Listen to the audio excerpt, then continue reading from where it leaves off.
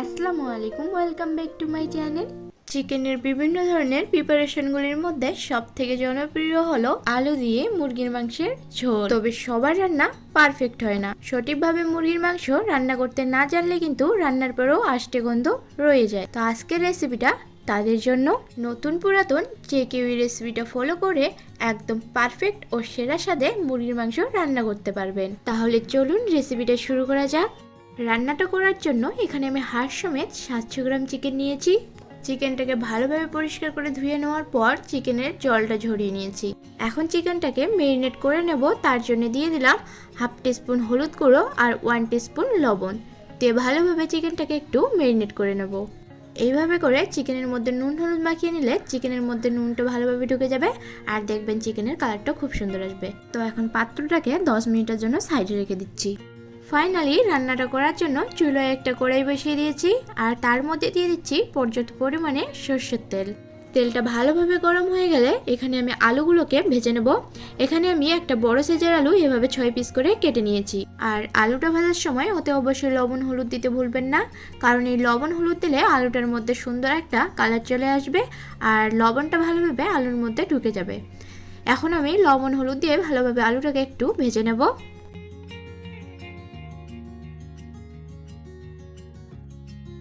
এবার যখনই দেখবেন আলুটা লাল লাল করে ভাজা হয়ে গেছে তখন এটাকে তুলে নিতে হবে। এবার এই তেলের মধ্যেই দিয়ে দেব কয়েকটা গরম মশলা, যেমন একটা তেজপাতা, দুটো মাঝারি টাইপের দারচিনি, দুটো লবঙ্গ, গোলমরিচ আর ছোট এলাচ আর একটা বড় এলাচ। আর এইগুলোকে একবার ভালো করে ভেজে নেব। ভালোভাবে ভেজে নেওয়ার পর দিয়ে দিচ্ছি এখানে পেঁয়াজ কুচি। এখানে আমি দুটো বড় সাইজের পেঁয়াজকে এইভাবে কুচি করে কেটে নিয়েছি। এবার এর মধ্যে দিয়ে দিচ্ছি অল্প একটু নুন। একটু নুন দিলে পেঁয়াজ থেকে জল ছেড়ে দেয়, যে কারণে পেঁয়াজটা খুব তাড়াতাড়ি ভাজা হয়ে যায়। পেঁয়াজটা 6 থেকে 7 মিনিট ভেজে নেওয়ার পর এর মধ্যে দিয়ে দিচ্ছি একসঙ্গে বেটে নেওয়া আদা, রসুন আর জিরে বাটা। এবার সব কিছুকে মিশিয়ে নিয়ে 2 মিনিটের জন্য একটু ভেজে নেব, যাতে আদা রসুনের যে একটা কাঁচা গন্ধ থাকে সেটা যাতে একটু চলে যায়। মাঝারি আছে 2 মিনিট ভেজে নিয়েছি। আদা রসুনের যে একটা কাঁচা গন্ধ সেটা চলে গেছে। এখানে আমি 5-6টা শুকনো লঙ্কা গরম জলে ভিজিয়ে রাখবার পর বেটে নিয়েছি, সেটা এর মধ্যে দিয়ে দিচ্ছি। এতে করে রান্নার কালারটা খুব সুন্দর আসবে। আর রান্নাটা আমি ঝাল ঝাল করে বানাচ্ছি, তবে আপনারা যদি শুকনো লঙ্কা অপছন্দ করেন তাহলে কিন্তু স্কিপ করে যেতে পারেন। এখন এর মধ্যে দিয়ে দিচ্ছি একটা টমেটোর পেস্ট আর সাথে দিয়ে দিচ্ছি হাফ চামচ ধনে গুঁড়ো আর দিয়ে দিচ্ছি ভালো কালার আসার জন্য হাফ চামচ কাশ্মীরি লঙ্কার গুঁড়ো। আর এখন দিয়ে দিচ্ছি পরিমাণ অনুযায়ী হলুদ। তবে হলুদটা অল্প দেওয়ারই চেষ্টা করবেন, কারণ মাংসটা ম্যারিনেট করার সময় ওখানে কিন্তু হলুদ দেওয়াই আছে।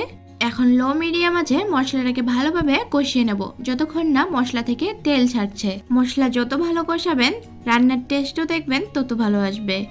মশলাটা ভালোভাবে কষিয়ে নিয়েছি আর দেখুন মশলা থেকে তেলটা ছেড়ে দিয়েছে আর পেঁয়াজটাও গলে গেছে। এবার এর মধ্যে দিয়ে দিচ্ছি নুন হলুদে ম্যারিনেট করে রাখা চিকেনের সাথে মশলাটাকে ভালোভাবে একটু মিশিয়ে নিয়ে এটাকে 3 থেকে 4 মিনিটের জন্য একটু বেশি আঁচে রান্না করে নেব। দিয়ে দিচ্ছি স্বাদ অনুযায়ী লবণ। 3-4 মিনিট এটাকে বেশি আঁচে রান্না করে নিয়েছি আর দেখুন চিকেনের রংটাও চেঞ্জ হয়ে গেছে। এখন গ্যাসের আঁচটাকে মাঝারি করে দিয়ে আরো কিছুক্ষণ ঢাকনা দিয়ে কষিয়ে নেব। তো কড়াইতে ঢাকনা দিয়ে এটাকে কষিয়ে নিচ্ছি আর মাঝে মাঝে এইভাবে একটু নেড়ে দিচ্ছি, যাতে করে চিকেনের সব দিক ভালোভাবে রান্না হয়। গ্যাসের আঁচটাকে লো মিডিয়ামে রেখে কড়াইতে আবারও ঢাকনা দিয়ে দিচ্ছি।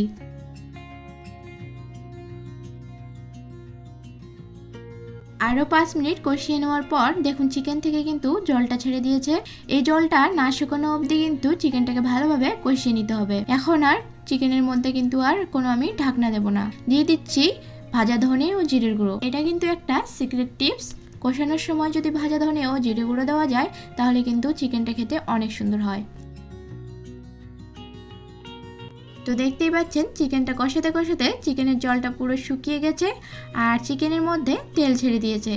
এই সময় এর মধ্যে দিয়ে দিচ্ছি ভেজে রাখা আলুটাকে দিয়ে লো টু মিডিয়াম আঁচে মাংসের সঙ্গে একটুখানি কষিয়ে নেব।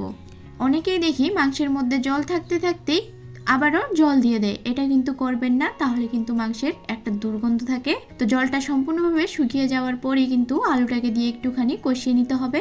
তো তারপরে পরিমাণ অনুযায়ী ঝোলের জন্য জল অ্যাড করতে হবে আর অবশ্যই জলটা হালকা উষ্ণ গরম জল ব্যবহার করবেন, তাহলে রান্নার টেস্টও অনেক ভালো আসবে।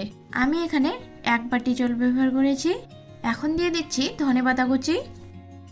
এবার এর মধ্যে দিয়ে দিচ্ছি 2 থেকে 3টে কাঁচা লঙ্কা। কাঁচা লঙ্কার যে ফ্লেভারটা সেটা মাংসের সঙ্গে মিশে গিয়ে খুব সুন্দর লাগে, তো আপনারা চাইলে স্কিপ করে যেতে পারেন। তো আবারও ঢাকনা দিয়ে এটাকে কম আঁচে 10 মিনিট রান্না করে নেব, যাতে চিকেন আর আলুটা ভালোভাবে সেদ্ধ হয়ে যায়।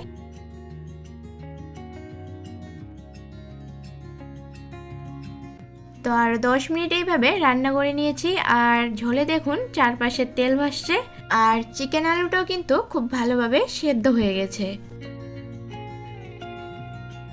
এবার নামানোর আগে দিয়ে দিচ্ছি সামান্য একটুখানি গরম মশলা।